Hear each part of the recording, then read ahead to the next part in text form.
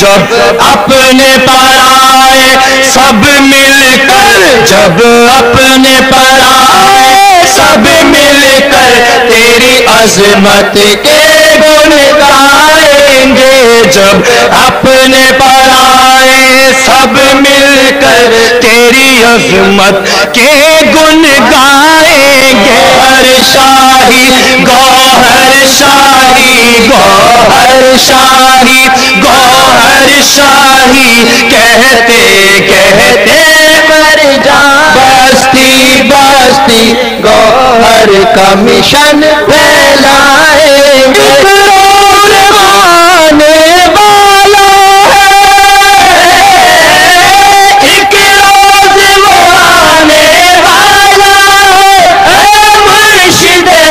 گوہر شاہی اے مرشد حق گوہر شاہی، جب اپنے پر آئے سب مل کر، جب اپنے پر آئے سب مل کر تیری عظمت کے اللہ پر نعرہ رسالت، تیرا شاہی میرا شاہی گوہر شاہی گوہر شاہی، دین نبی کا سچا دائی گوہر شاہی گوہر شاہی، میرا تیرا سچا ماہی گوہر شاہی گوہر شاہی، جن سے ہم نے نعمت پائی گوہر شاہی گوہر شاہی، جو ہے میرے دل کا ماہی گوہر شاہی گوہر شاہی، میرا تیرا کون ہے ماہی گوہر شاہی گوہر شاہی، دنیا پر ہے کس کی شاہی گوہر شاہی گوہر شاہی، سچا ماہی پکا ماہی گوہر شاہی گوہر شاہی، مومنوں کے دل کا ماہی گوہر شاہی گوہر شاہی۔ بلا تاخیر دعوت خطاب دے رہا ہوں انجمن سرفروشان اسلام کے مرکزی صدر جناب محمد عارف میمن صاحب کو، جو آج حیدرآباد سے تشریف لائے، کہ آئیں انجمن کے اغراض و مقاصد پیش فرمائیں۔ جناب محمد عارف میمن۔ بسم اللہ الرحمن الرحیم۔ پیرو مرشد قبلہ حضرت سید ریاض احمد گوشاہی مدد اللہ العالی، عہدیداران، مہمان صاحبان، اراکین انجمن سرفروشان اسلام پاکستان، سب سے قبل تو میں اس ڈسٹرکٹ کے عہدیدار اور اراکین کو مبارکباد پیش کرتا ہوں کہ جنہوں نے اتنی خوبصورت محفل کو سجایا، اور اس کے ساتھ ساتھ جتنی خوبصورت انداز میں اس محفل کو سجایا، اتنے ہی پیارے نام سے اس محفل کا انعقاد کیا۔ سبحان اللہ۔ اور وہ پیارا نام کہ جو اس عالم کی بھی جان ہے، اور وہ خوبصورت نام کہ جو انجمن سرفروشان اسلام کا مرکز و محور بھی ہے، اس لیے کہ انجمن سرفروشان اسلام پاکستان اسی نام اللہ کے نام کی پرچار کو عام کرنے کی کوشش میں معرض وجود میں عمل میں آئی۔ اس کا مقصد یہ نہیں کہ صرف اللہ ہی سب کچھ ہے، جہاں اللہ ہے وہاں اس کا محبوب صلی اللہ تعالی علیہ وسلم کی ذات مبارکہ بھی ہے، بے شک۔ اور یہی مقصود انجمن سرفروشان اسلام پاکستان کا ہے کہ اللہ کے نام کا اتنا ذکر کرو کہ محبت محبوبیت پیدا ہو جائے۔ اللہ سبحان اللہ۔ اور یہ اسی وقت ممکن ہے کہ جب پیارے محبوب کے پاک نام کو ہم اسی وقت کر سکتے ہیں اور اپنے سینوں میں بسا سکتے ہیں جب ہم اپنے سینے کو بھی اس پاک نام کے وجود کو قائم کرنے کے لیے سینے کو بھی پاک کر لیں۔ اور یقیناً سینہ یا دل اسی وقت پاک ہو سکتا ہے کہ جب ہم اس دل کے اندر اور اس سینے کے اندر اللہ کے نام نامی اسم گرامی کو بسا لیں۔ سبحان اللہ، بے شک۔ اور اس نام کو بسانے کے لیے اور بسانے کے طریقے کو بتانے کے لیے انجمن سرفروشان اسلام پاکستان وجود میں آئی۔ یہ حقیقت ہے کہ عبادت الہی کے مختلف طریقے اور ذرائع ہیں، نماز کی صورت ہو، آیت ربانی کا طریقہ ہو، نوافل کا طریقہ اختیار کر کے بھی محبت الہی کو پیدا تو کیا جا سکتا ہے، لیکن قلب کو اللہ کے نام سے جگایا اور بیدار نہیں کیا جا سکتا۔ بے شک، سبحان اللہ۔ یہ عبادت قرب الہی کو حاصل کرنے کا ذریعہ تو بن سکتی ہے، لیکن اللہ کی آماجگاہ نہیں بنا سکتی۔ بے شک۔ اور یہ آماجگاہ قلب اللہ کی اسی وقت بن سکتی ہے جبکہ ہم اس دل کے اندر اللہ کے اسم ذات کو بسا لیں۔ اور یہ سلسلہ روحانیت معرفت الہی کو حاصل کرنے کا ذریعہ ہوتا ہے۔ مجھے اس موقع پر ایک واقعہ یاد آتا ہے کہ جب سکندر اعظم اپنے اعلی منصب پر فائز ہوا اور دربار میں بیٹھا ہوا تھا کہ والد محترم کا گزر ہوتا تھا تو سکندر اعظم اپنی نشست پہ بیٹھا رہتا تھا، لیکن جب ایک نامعلوم شخص آتا تھا تو اس کو دیکھ کر سکندر اعظم کھڑا ہو جایا کرتا تھا۔ امراء اور وزراء نے پوچھا کہ سکندر اعظم یہ کون شخص ہے کہ جس کو دیکھ کر تم کھڑے ہو جاتے ہو اور جب تمہارا والد آتا ہے تو تم بیٹھے رہتے ہو؟ کون شخص ہے اور اس کی کیا وجہ ہے؟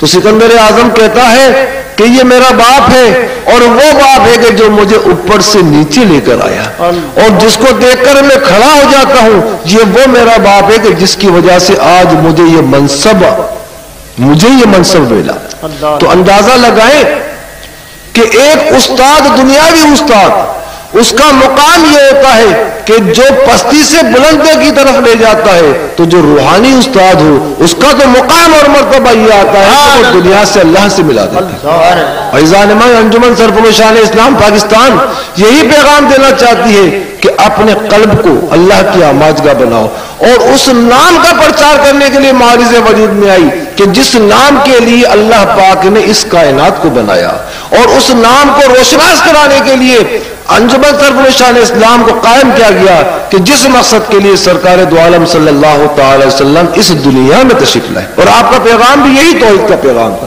آپ کا پیغام بھی یہی اللہ کا پیغام تھا، اور آپ کے پیغام کے ذریعے ہی اس زمانے میں مومنوں نے اللہ کی معرفت کو حاصل کیا۔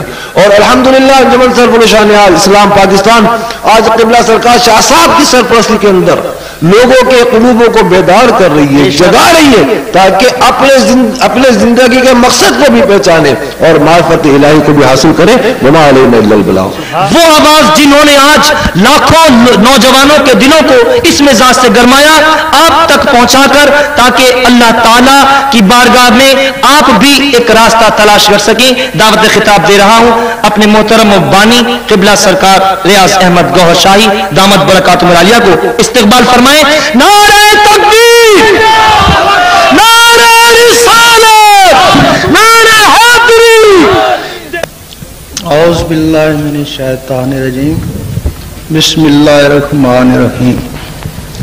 عزیز ساتھیو، السلام علیکم۔ اور کچھ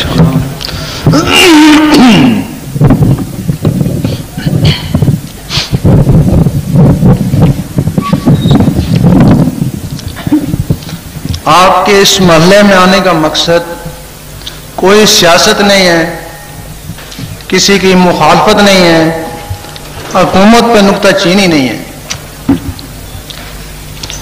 ہر شہر میں، ہر گھر میں کچھ اہل دل ہوتے ہیں، ان اہل دلوں کو نکالنا ہمارا مقصد ہے، اور دل کی آواز دلوں تک پہنچانا مقصود ہے۔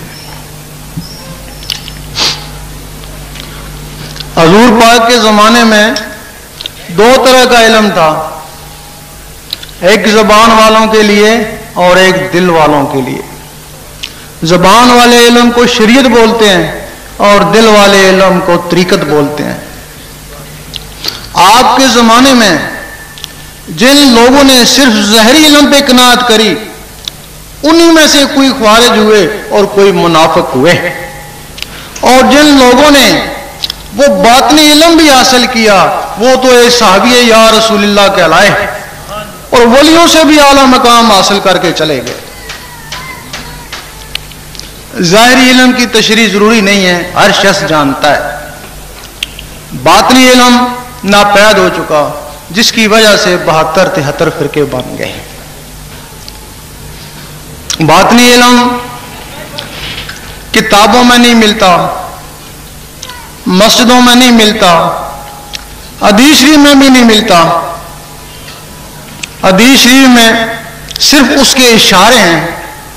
حضرت ابو ہریرہ رضی اللہ تعالیٰ فرماتے ہیں مجھے حضور پاک سے 2 علم حاصل ہوئے، ایک تو میں بتا دیا، اگر دوسرا بتاؤں تو تم مجھے قتل کر دو۔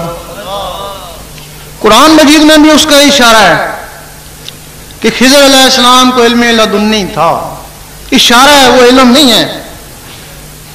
ایک اور جگہ ہے کہ اللہ تعالیٰ علم غیب کے لیے اپنے رسولوں کو جس کو چاہے چن لیتا ہے۔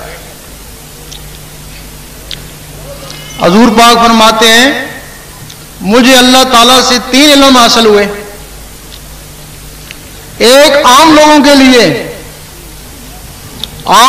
لیے، اور ایک خاص کے لیے، اور ایک صرف میرے لیے۔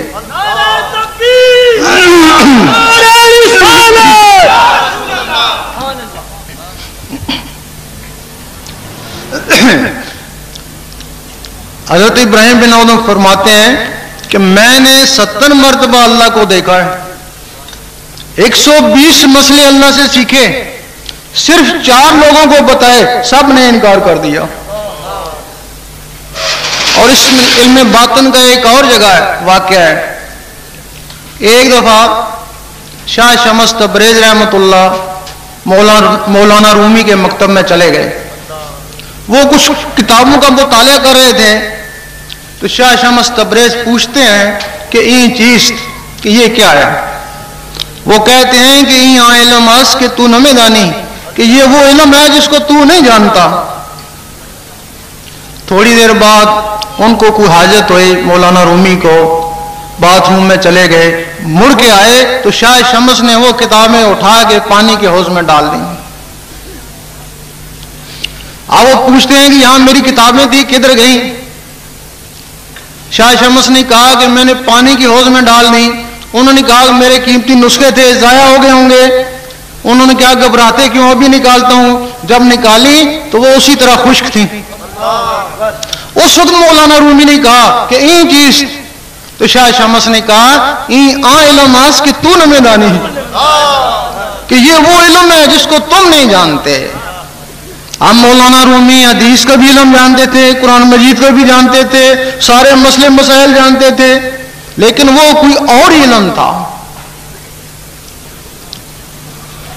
آج جب اس علم کی بات کی جاتی ہے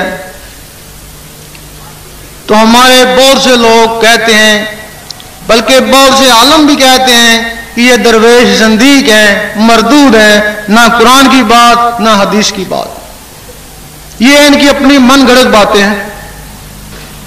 پھر لوگ درویشوں کے پاس جاتے ہیں تو درویش کہتے ہیں کہ مولوی جاہل ہے، علم باطن سے محروم ہے، اس سے ڈرو اور بچو۔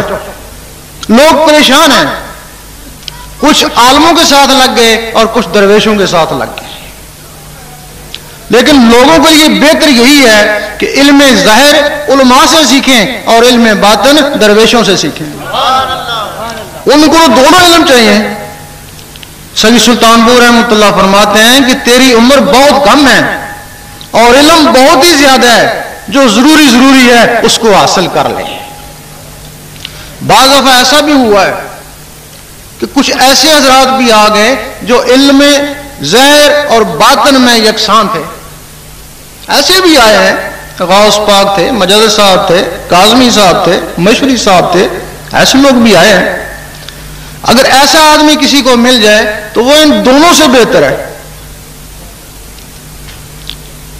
اب وہ جو علم باطنی ہے وہ کتابوں میں نہیں، حدیث شریف میں نہیں، پھر وہ کہاں ہے؟ قرآن مجید میں صرف 3 الفاظ میں اس کے اشارے ہیں، الف لام میم۔ الف لام میم ذکوریت میں ہے، جس کو تم کہتے ہو حروف مقطعات، اس کو چھوڑ دو، آگے چلو۔ ایک ہدایت الف لام میم سے ہے اور ایک ہدایت کتاب سے ہے۔ الف کا مقصد ہے اللہ اللہ کا ذکر کر، یہ ذکوریت میں ہے۔ اگر اس کی جلالت سے گھبراتا ہے تو لا الہ الا اللہ کا ذکر کر. یہ معتدل ہے. اگر اس سے بھی تو ڈرتا ہے تو میم محمد رسول اللہ کا ذکر کر. یہ جمالی ہے. الف لام میم. قرآن مجید فرماتا ہے کہ کچھ لوگ ایسے ہیں جن کو نور سے ہدایت ہے، اور جو لوگ نور سے ہدایت نہیں پا سکے پھر وہ کتاب میں الجھے رہے. سخی سلطان بور رحمۃ اللہ فرماتے ہیں میں کسی سکول مدرسے میں نہیں پڑھا، میں نے صرف قرآن مجید کا پہلا لفظ الف لے لیا اور الف سے اللہ اللہ کرتا رہا. اللہ اللہ اللہ کرنے سے میرا سینہ منور ہو گیا.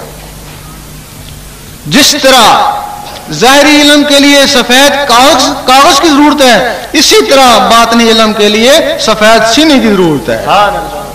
فرماتے ہیں جب میرا سینہ منور ہو گیا تو حضور پاک نے مجھے سینے سے لگایا اور وہ باطنی علم میرے سینے میں خود بخود دیا. میرا شاہی گوہر شاہی گوہر شاہی دین نبی کا سچا دائی گوہر شاہی جن سے ہم نے نعمت پائی گوہر شاہی.